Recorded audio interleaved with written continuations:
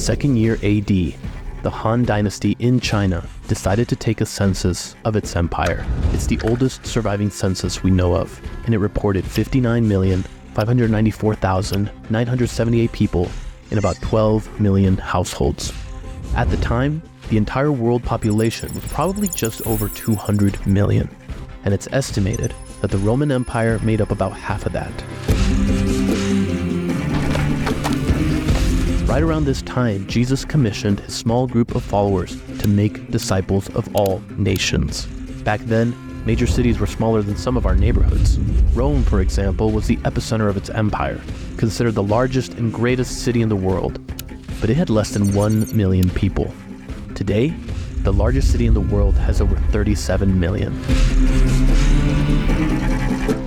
There are definitely a lot more people in the world today than there were 2,000 years ago. That's not the only thing that's changed.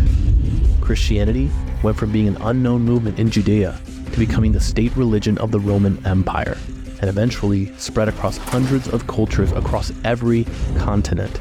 And today, with more than 8 billion humans on the planet, there are just about the same amount of people who call themselves Christians as there are people who have never even met one. And if you look at Christianity today and think it's a religion that's mostly American or maybe European, or if you're a Christian and English is your native language, hey, we're so glad you're here. You're actually the minority.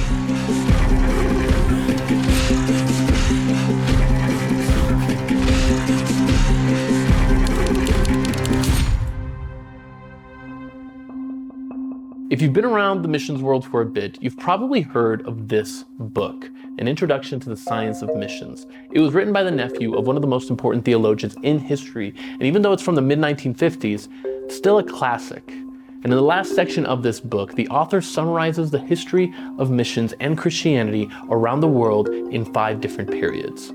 It's actually a really helpful framework to help us see not only when and where Christianity spread, but also why. After Jesus' resurrection, the apostles were initially startled and afraid. But when the Spirit awakened them to their calling, the gospel began expanding from Jerusalem to the wider area of Judea and Samaria. By the end of this first period, the gospel went out as far as Britain and India, despite frequent bouts of brutal persecution. Wherever Christians went, their faith went with them, and so did their good works and compassion. They became known for caring for the sick and vulnerable in their times of greatest need. After a couple centuries of spontaneous expansion, Christianity became the official religion of the Roman Empire. Suddenly, Christianity became the rule of law, and the missionary enterprise found itself intertwined with political and cultural expansion. At the same time, this second period marks the beginning of Islam. Muhammad and his followers conquered large portions of the Middle East and North Africa, causing a rift that has shaped the whole world to this day. This was a time of holy nights and holy war, and even of a Holy Roman Empire. It was during this age of forced expansion that Pope Alexander gave the New World to Spain and Portugal in hopes to Christianize their inhabitants. But the Protestant Reformation and the arrival of the Pilgrims on the Mayflower would change the landscape of the continent in ways no one could have imagined. The next few centuries saw the church move in different directions. This is definitely the period less talked about, and a case could be made that by and large, there seemed to have been a reduced emphasis on missions. However, places like Germany, England, and the Netherlands produced movements, the Moravians above all, who were deeply concerned with reaching the nations with an emphasis on simple preaching. While not as known today, these movements were instrumental in pushing the Christian faith into the New World, which moves us into our next period, what's known as the Great Century of Missions. The 19th century saw the remarkable work of hundreds of missionaries take place, including the translation of the Bible into more than 250 languages. This was a time of William Carey, Lottie Moon, and Hudson Taylor. No doubt it was a golden age of missionary activity. Unfortunately, it was also the time of what is known as the scramble for Africa. This is one of the most regrettable moments in the history of Christianity, and it's often cited as an example of how Christian proselytism can lead to religious oppression and colonialism. The conquest of the African continent by a handful of European powers led to the suffering and death of millions, with their lands taken and their resources appropriated.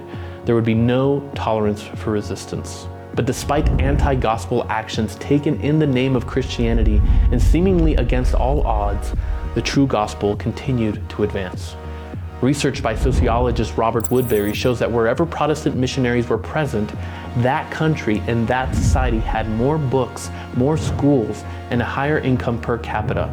And this was true of this era. And that leads us to the present. In this period, Bavinck argued that if the world was going to be reached by the gospel, it would need missions to no longer be regarded as a special privilege of the older churches in the West, that the missionary enterprise now became a common undertaking of old and young churches, a common task performed in an ecumenical bond. New partnership needed to be formed that would think differently about the world and how to serve it, not from the West to the rest, but from anywhere to everywhere. 20 years after this book was published, that's exactly what would happen. In 1974, when Billy Graham and John Stott brought together 2,400 global Christian leaders to Lausanne, Switzerland, the Christian world looked very different than today. This is Dr. Matthew Neerman, and for the last 4 years, he's been gathering and analyzing data from all possible sources to get a better grasp of how the church truly looks around the globe. I would say that there are at least 3 main observations that every believer should know about what the global church looks like today. Number 1, the center of gravity has moved south.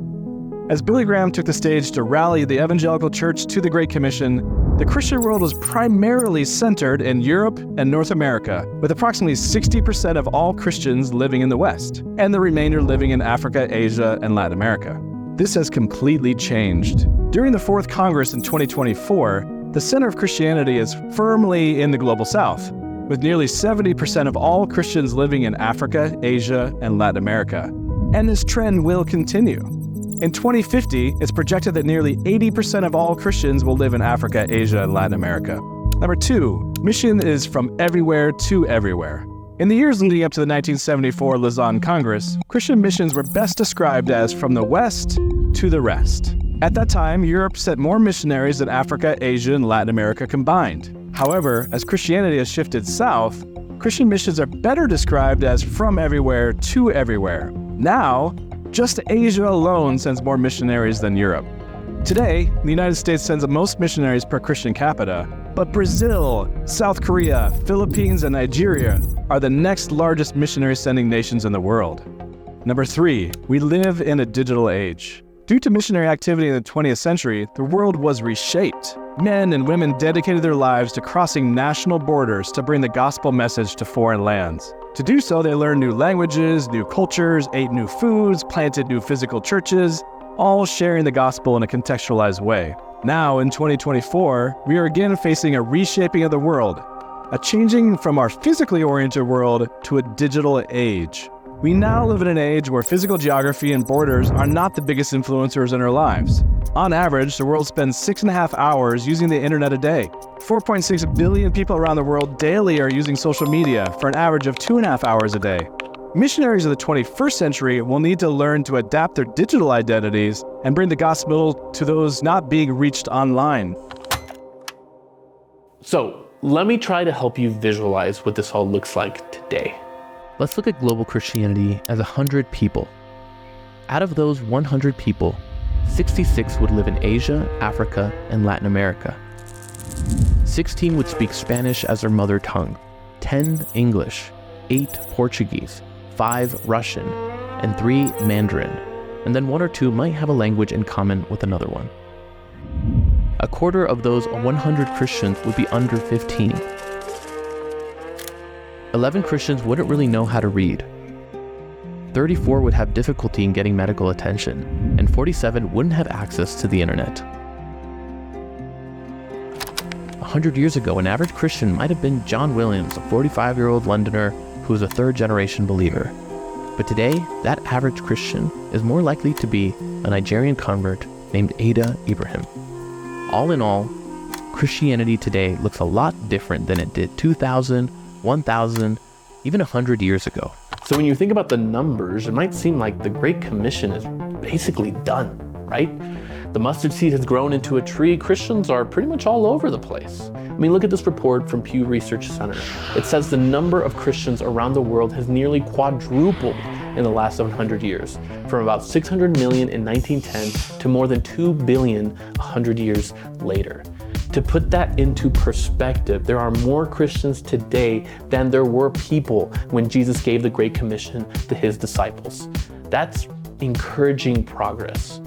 But let's keep reading. But the world's overall population has also risen rapidly.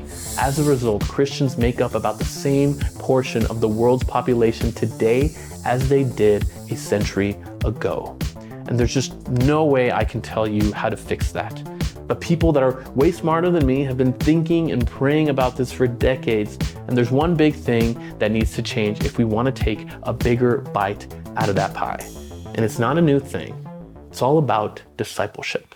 The Lausanne report polled 1,500 Christian leaders from all over the world, and the majority said that less than 50% of the Christians in their region could actually say what the Great Commission is, and that an even lower percentage would feel prepared to share the gospel.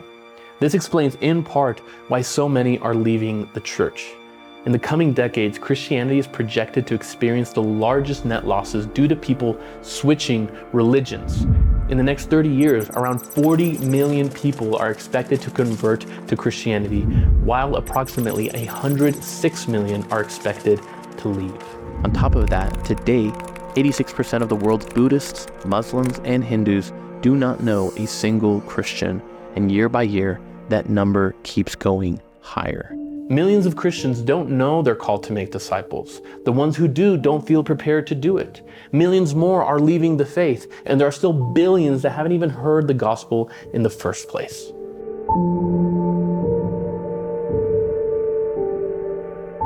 The current rate of missions spending and giving is nowhere close to keeping up with the population increases, which means that unless something changes in a tectonic way, more people than ever before in history will go to hell in the days to come without ever even hearing how to go to heaven. In other words, something needs to change soon and in a significant way. By the time you're watching this video, there will be more than 8,057,236,243 people on this planet. The world we live in today is changing rapidly, and every year there's more than 130 new million humans living in it.